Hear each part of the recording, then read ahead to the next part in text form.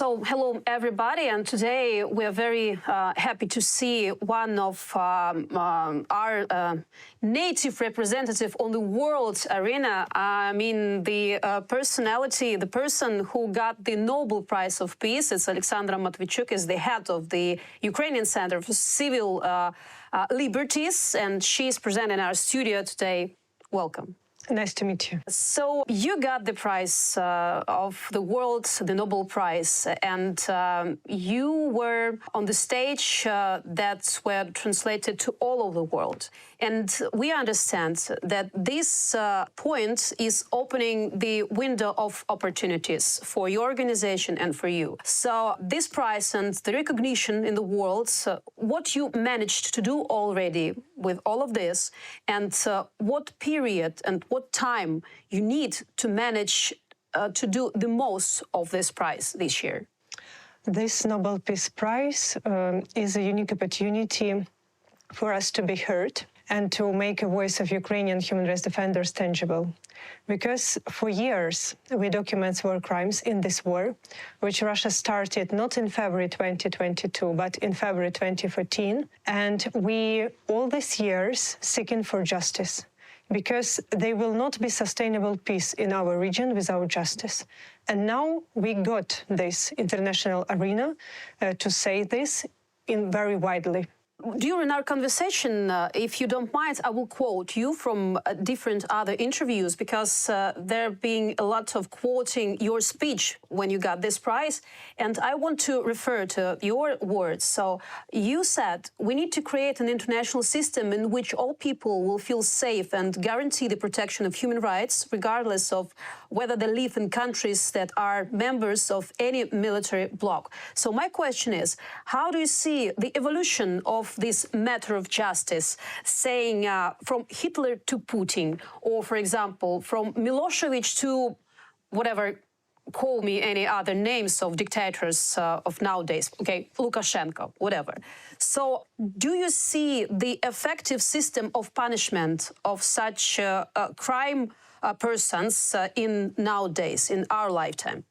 Like, the answer, unfortunately, is visible, because the whole international system of peace and security couldn't stop Russian atrocities. And in the same day when Secretary General of UN came to Kiev to meet with President Zelensky, Russian rocket hit residential building and killed our colleague, journalist Vera Gerich, in her flat. So this is a verdict to the whole international system of peace and security. Is not effective. It's lay in ruins like Ukrainian Mariupol. And we need to change the situation. If we speak about justice, the problem still exists, and the problem is in our thinking. Because when we speak about Nuremberg trials, it was an essential step to establish law and justice, but it was example when Nazi war criminals were judged after Nazi regime had collapsed. But we live in new century. Justice must be independent of the magnitude of Putin's regime's power. We cannot wait. We have to establish international tribunal now and hold Putin, Lukashenko, and other war criminals accountable. The instruments that will be useful and that is really possible to implement nowadays. We'll talk about it later, but you're talking about the victims of nowadays in Ukraine. And you said in your speech that as a person who works directly with victims, I have a very simple question. Who will give a chance for justice to the hundreds of thousands of people who have suffered and whose cases the International Criminal Court will not select for its proceedings? So do you now, after speaking to many European politicians, as I suppose you already had a chance, do you have an answer to this question after months of war? Or do you see that it might be a little bit false hopes that will be very hurtful and harmful if it not happens? Situation is changing, but very slowly, because when we start this advocacy meeting in May this year, the justice will not be, wasn't be a priority. The political leadership of different countries most pretend to speak about how to reach peace. And we try to explain that Russia uses war as a tool how to achieve geopolitical interest for decades. Russia uses war crimes as the methods how to win this war for decades. And they have never been punished for all atrocities which they commit in Chechnya, in Moldova, in Georgia, in Mali, in Syria, in Libya, in other countries of the world. They believe they can do whatever they want. This cruelty become a part of Russian culture. So if we want to achieve sustainable peace, we have to demonstrate justice. Because this is not a war between two states. It's a war between two systems, authoritarianism and democracy. And Putin tried to convince the whole world that democracy, rule of law, human rights are fake values because they couldn't protect you during the war. We have to respond something to this claim. We must demonstrate justice. Let's look at the practical points in this matter. So you were talking about the crimes that, thanks to the development of technology, there are a lot of opportunities to capture and to show to the world. And I remember that the first time when the world saw all the atrocities that you're talking about, after Bucha, Irpin, Gostomel, Borodyanka, it was the late spring this year, the 2022. And this is the first time people saw everything. A lot of foreign journalists, more than 1,000 journalists that were presented and captured all this to the cameras and showed to the world. But after all, 10 months passed, there was Izium, there was Kherson, there was other cities with the same examples of atrocities. So my question is, do you see that politicians of the world and the people who work in the law departments of other countries, they are really interested to implement the new instruments in law or other? Or it's easy to demonstrate like ostrich politics for the sake of their own mercantile interests? I think that now we have a unique chance to change the global approach to war crime justice. Because before, when we speak about war and situation when war turned people into the numbers, we speak about the scale of war crimes, which grow so large that it's become impossible to recognize all the stories. And this put the international community and national legal system into a situation where you have to make some prioritization. Who will be selected by International Criminal Court to investigate? How a national system will make emphasis and their focus? But we live in 21st century, and when we speak and tell that the life of each person matters, we have to make this motto into the practice. And we have to provide a chance for justice to each person, regardless who they are, what's their social position, what types of crime they endured, and whether or not international media or international organizations are interested in their case. So we have to find a way how to empower national legal system to be able to do their job effectively, and how to fill this accountability gap when national system is overloaded and the International Criminal Court will select only several cases, and to establish new additional international mechanism to fill this gap. There's one more problem with this that might be seen in practice even in our national legal system for years. I will explain what I mean. So we have a lot of new laws that were accepted by our government during all these 8 years that should have helped our legal system to criminalize a lot of bad things that are popular not in Ukraine, but in Europe too, like corruption and other things. But the main thing is human factor. I mean, how to make these laws work. So on the paper, it's perfect. In our minds, so we are ready to accept these laws. But in real life, there's a huge gap between paper and its implementation. Yes. It's a very visible problem when we speak different fields of life because non-formal institutions are always stronger than formal institutions. What do I mean? If we want to change the country and to go further on the path of democratization, it's not enough to adopt the quality laws and build a new institutions. You have to work with values of society, because values, this is the energy which make these laws and institutions work. So we have to invest our efforts not only in reforming process, but how to make people a part of this reforming process. Mm-hmm. So this reminds me the philosophical thought about how everything should begin, the protection of your rights should begin from your early childhood.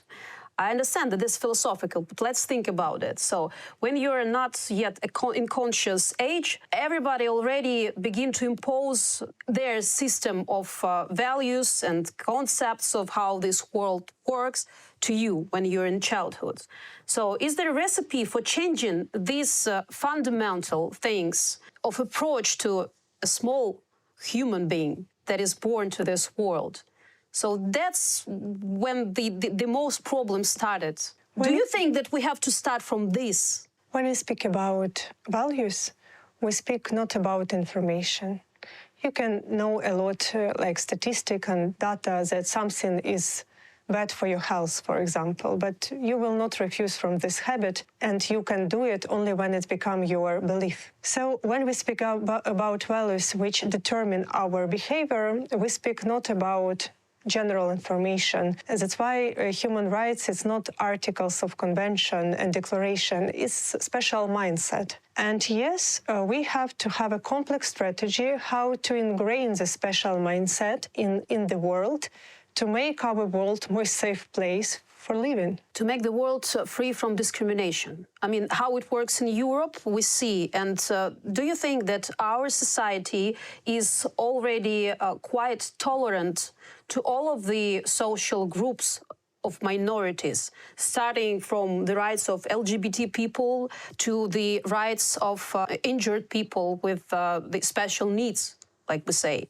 So do you see that our society in mind is already ready for all the democratic values and freedom that we are trying to import from European Union?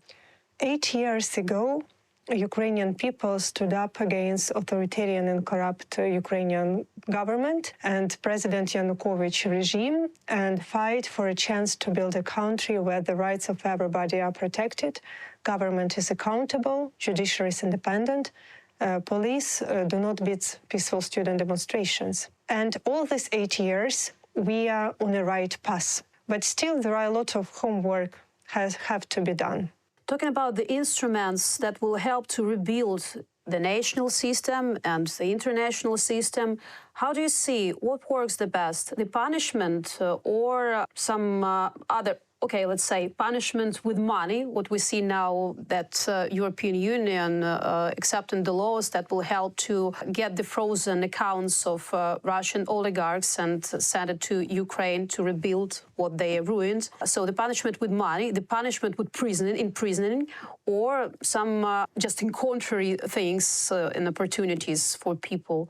If we speak about war crimes, we need punishment in order to break circle of impunity and to hold Russian war criminals accountable. Because what they do for current moment in Ukraine, there is no military purpose in it. There is no military purpose to break someone's house, to kill the owner, to rape their mother and then her child. There is no military justification for such kind of actions. Russians did it because they could. But if we speak more generally, I think that we have to use the power of good examples, the power of positive examples, how it has to be, what is a norma. Because when we live during Yanukovych times, it was a norma that government is corrupt. And after Revolution of Dignity, people say it's not a norma. We will try to monitor you.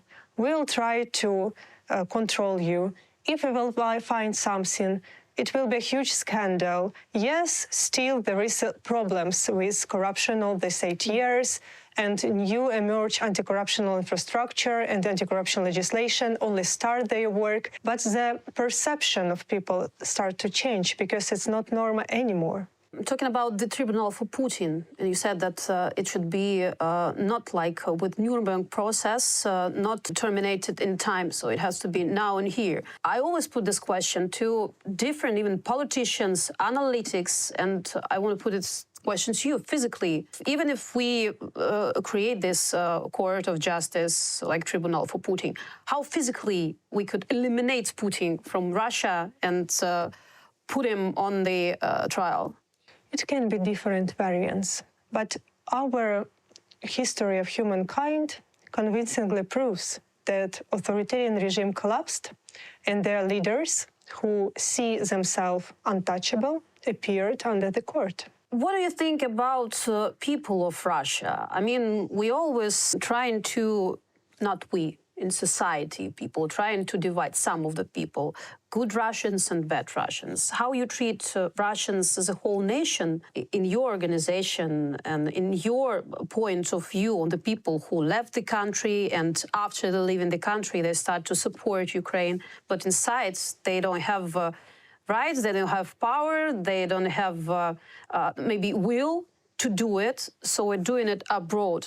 So do you divide for good Russians and bad Russians? I don't like this differentiation between good and bad Russians, because I evaluate the people under their action, which is based on values. And unfortunately, I must admit that majority of Russians supported this war. Majority of Russians have this imperialistic culture, and they want to restore, even forcibly, this Russian empire. And that's why Putin governed Russia not only with repressions and censorship. He governed with a special social contract, which is based on so-called Russian glory.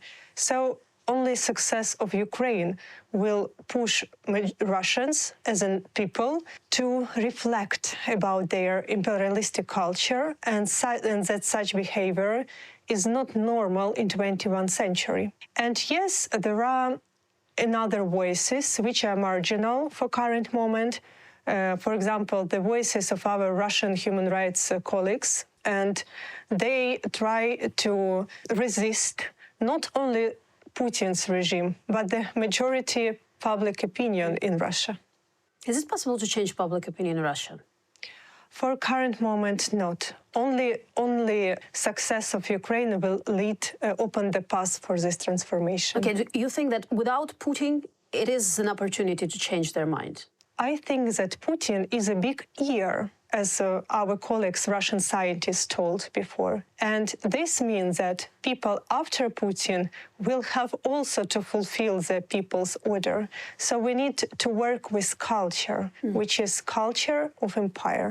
This is very interesting because one of the instruments that Putin and his team used is propaganda, and it's still working. And we see that it's very effective still in Russian Federation. So speaking of propaganda that leads to chauvinism and finally to extraordinary fascism, because it's fascism that called Russism right now. So if we look in the future and how to predict these things in the future, if it's possible, to avoid the absolute rule of propaganda according to the experience of Russia, do you see this such instrument that we have to implement even now, even in our country, even in European countries? Look at the Hungary, look at the Italia sometimes, in other countries that more or less radical. When we speak about war have different dimension, and informational is one of the most important one,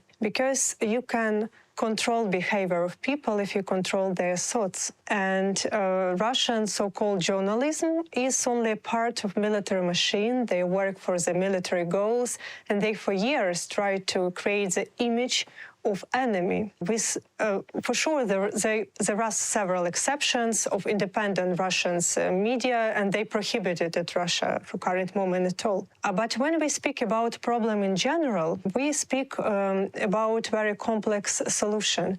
And I think that only education can change the situation, because the problem is that people have to have a courage to make their own thoughts.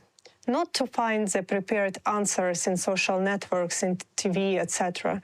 They have to make and invest their time for some difficult cognitivity process, which means thinking, to understand what's going on, to understand what there is own opinion, to invest their time to examine the situation. And people don't want to do it because they want to have ready answers. And that's why they can be easily manipulated. So we need to change something in education system to make this ability of critical thinking of people more stronger. This is the instrument that could help to avoid the war, for example, for at least, I'd say, at least, I'm not talking about Crimea, maybe at least in west of Ukraine, because from my remembrance, I visited Lugansk in early April of 2014, just when it was anti-Maidan there on the square. And I was listening to those people.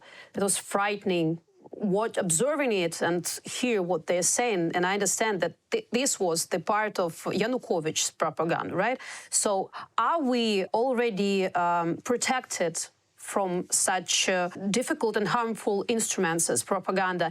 And who should look after these non-governmental organizations, or this is the work of government? How do you see it? So your organization can help to put the border between this crossing the line of this propaganda instruments using? I think we're not protected, and that's why the work of media organizations and other institutions who try to change the environment and the rule of law in this rule of game in this environment is very crucial. Because, it's very dangerous when you concentrate the whole opinion only in one spot, and people have to have different source of information. And also, there is a question which is not solved even on international level: how to distinguish freedom of speech and propaganda, yes. Because when we speak about Russian so-called journalism and this principle that we have to provide both sides their rights to speech, we put on the same level lies and opinions. Yeah. And this is a question which have not only moral and ethical basis, but also some legal regulations. I don't know the answers. I think that it's very, very dangerous to provide the whole instrument to the state, because it always has temptation to mark some opinion which you don't like as propaganda. But we need to put this question on the table and find the answer inside the journalist community, because this digital world in which we are living put us a new environment, and lie become more and more dangerous. Your very goal, the highest goal maybe, it's to change the international institutions like United Nations. That what you said in your speech in Oslo too.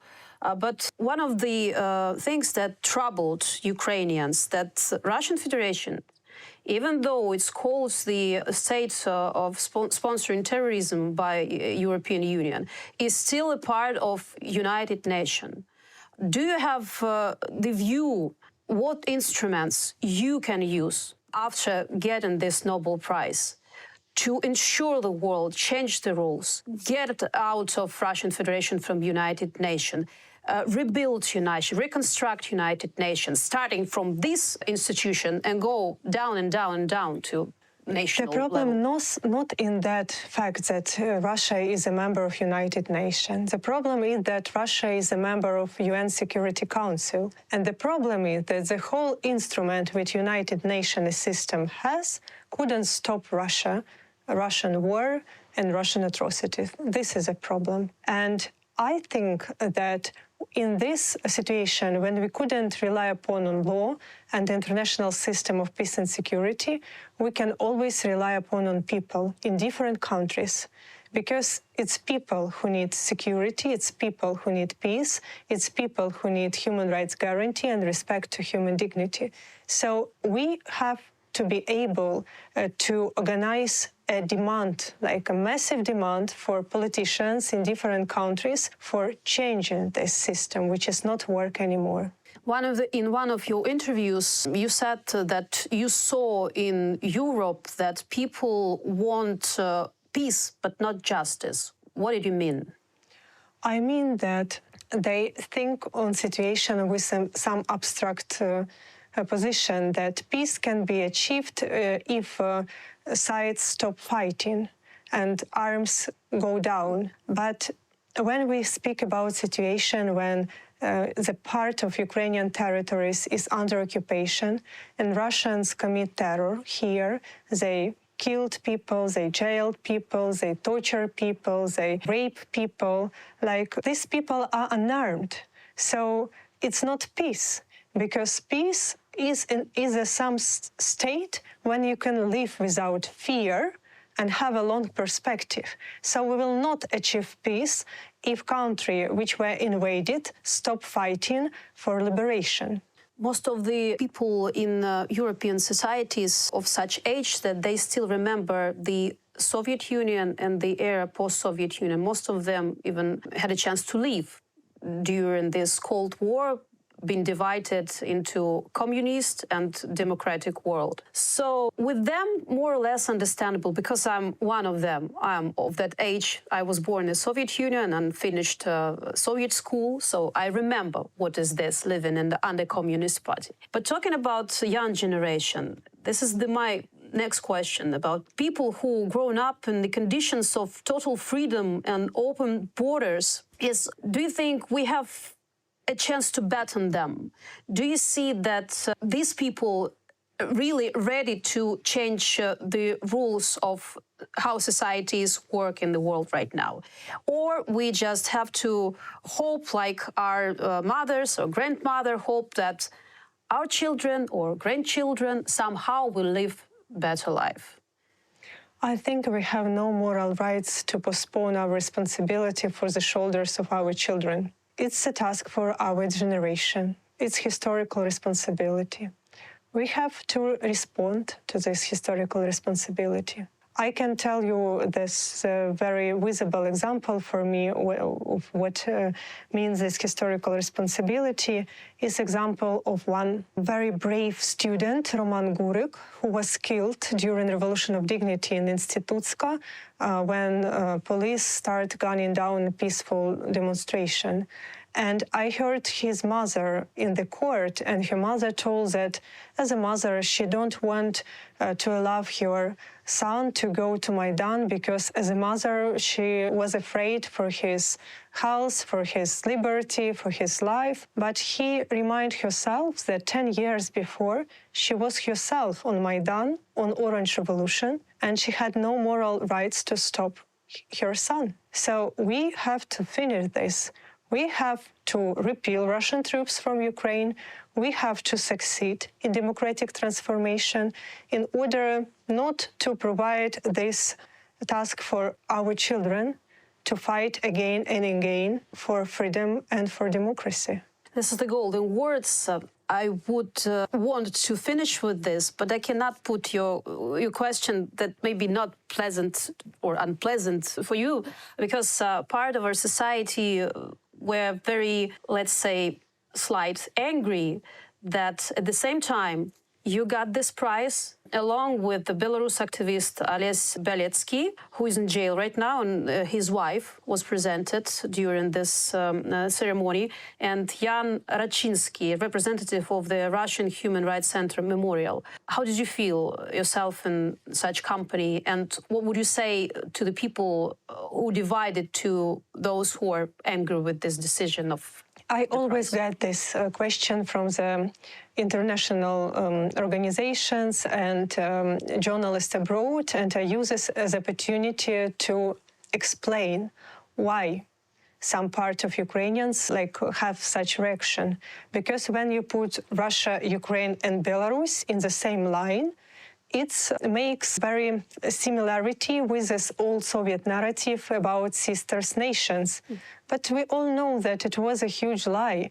There was no sisters nation. It was only one nation who dominate, only one culture who dominate, only one language who dominate. But the Nobel Peace Prize is not about countries. It's about people. It's about human rights defenders who jointly worked for years and resist the common evil who tried to dominate in our part of the world. It's a very human story. And the very last question, but very tough question. You are free not to answer it, but after all the law and justice matters, after maybe such story will happen that they will say sorry for Ukrainians, most of them. So do you see any opportunity of excuses for Russians and for those Belarusians who are supporting Putin? I'm a lawyer. I need justice. I don't need excuse. Thank you very much. Thank you for your honesty, and thank you for this interview. Thank you.